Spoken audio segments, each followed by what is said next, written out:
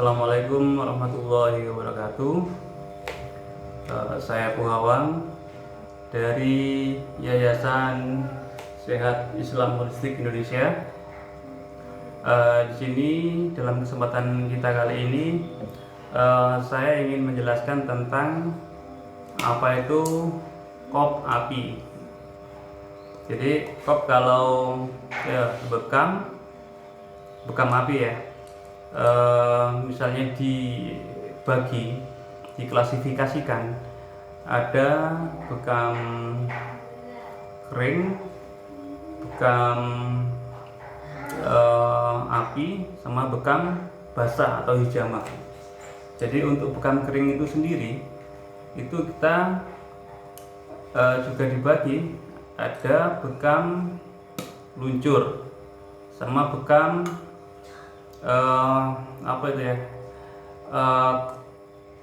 dibekam terus lepas, bekam lepas gitu. Tujuannya untuk menstimulasi darah di daerah itu.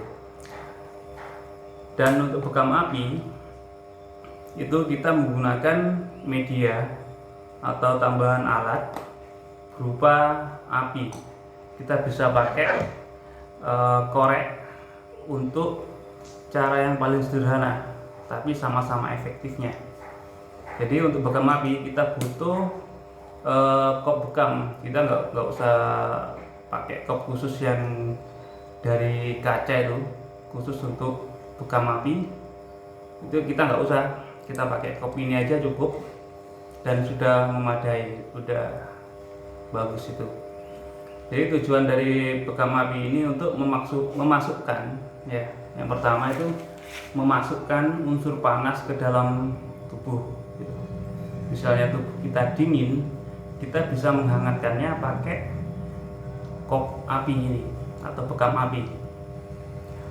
Jadi kalau orang dulu itu, orang itu untuk melakukan bekam api itu pakai gelas ya, gelas, terus dibakar kertas di dalamnya, terus habis itu ditempelin ke kulit gitu.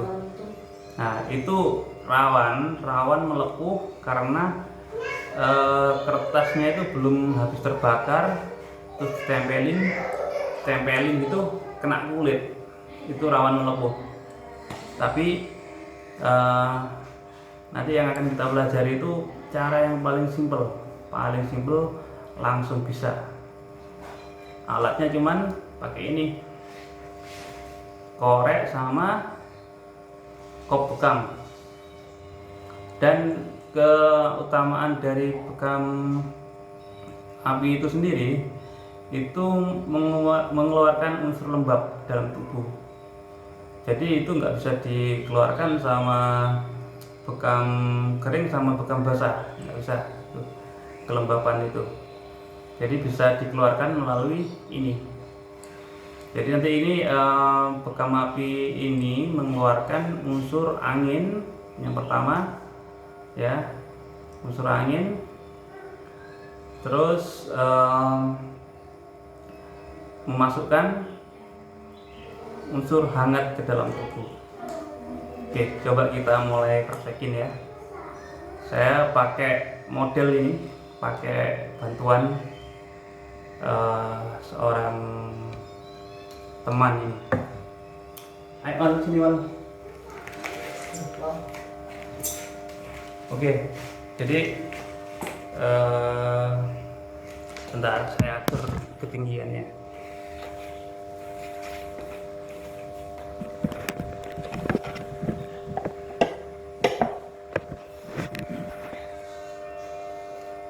Ke sini Wan. Kesana.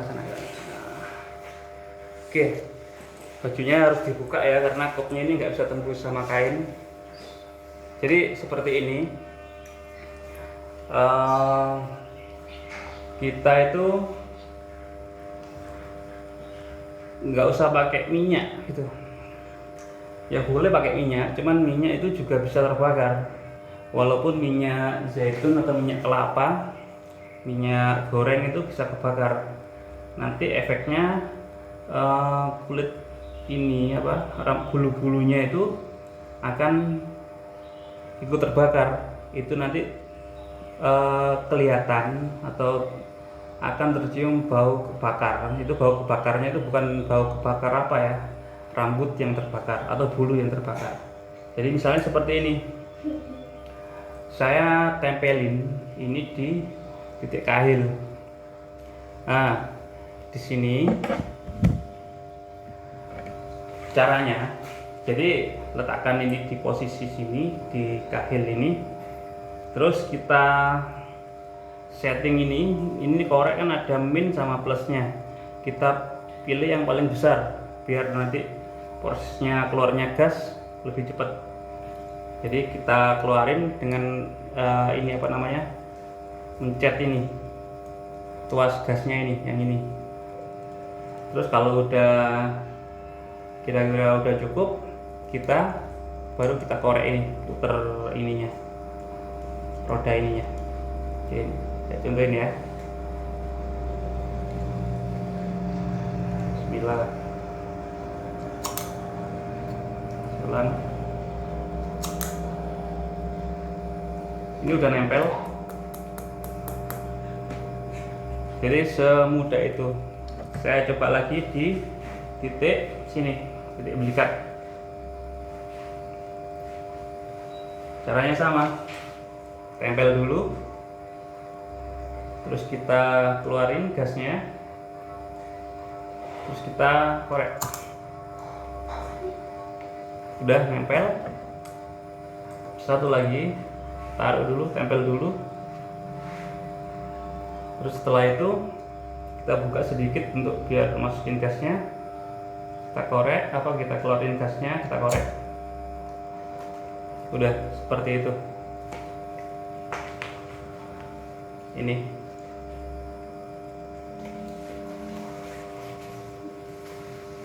jadi ini biarin beberapa lama agar panas dari api itu bisa meresap ke dalam tubuh pasien.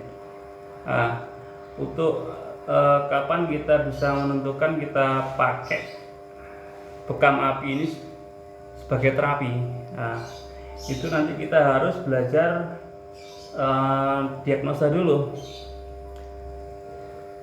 diagnosa lidah dulu. Jadi kalau kita salah pemakaian tindakan ya, salah tindakan, nanti itu efeknya penyakitnya tambah parah gitu. Misalnya ketika seseorang lagi diare, itu saluran pencernaannya panas, ya kan, panas. Pas lagi panas-panasnya kita bekam api ya. Jadi organ-organnya itu panas ya, organ dalam saluran pencernaannya panas, habis itu dikasih bekam api, tambah panas, diarenya tambah parah, seperti itu. Jadi kita harus belajar diagnosa lidah dahulu. Atau cara yang paling mudah, kita tempelin telapak tangan ini ke tubuh pasien. Kita cari area yang paling dingin.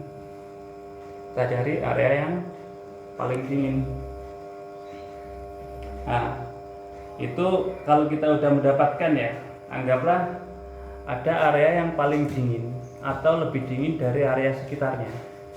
Itu bisa kita terapkan bekam api. Itu cara yang paling mudah. Nah, ini cara yang sederhana dan bisa dipraktikkan siapa saja.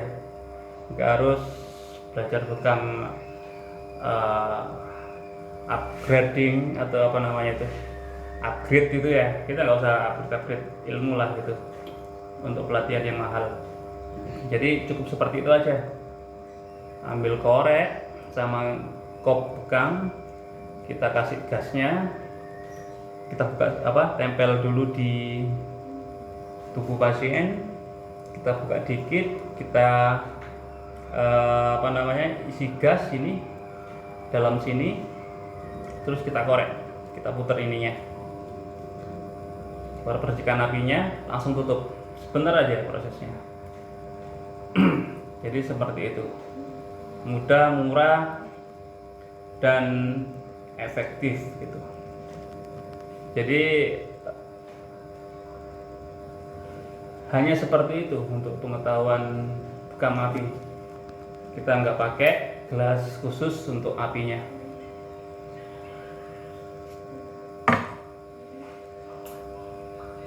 Oke, makasih.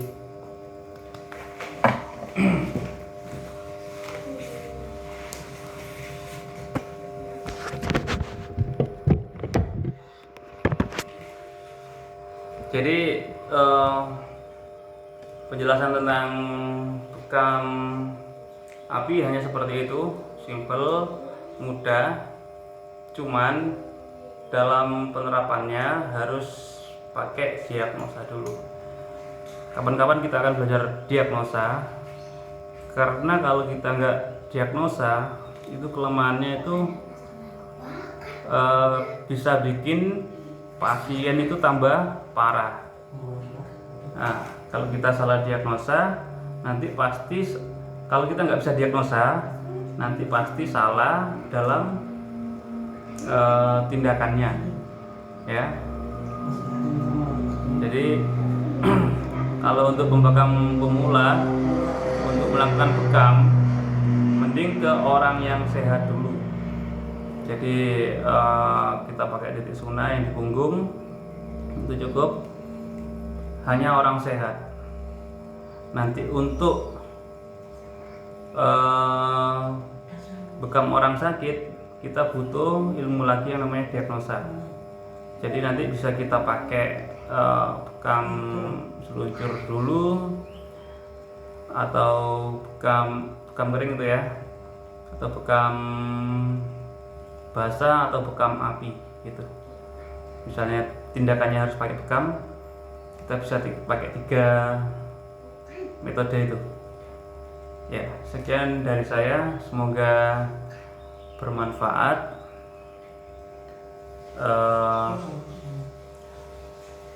Assalamualaikum warahmatullahi wabarakatuh.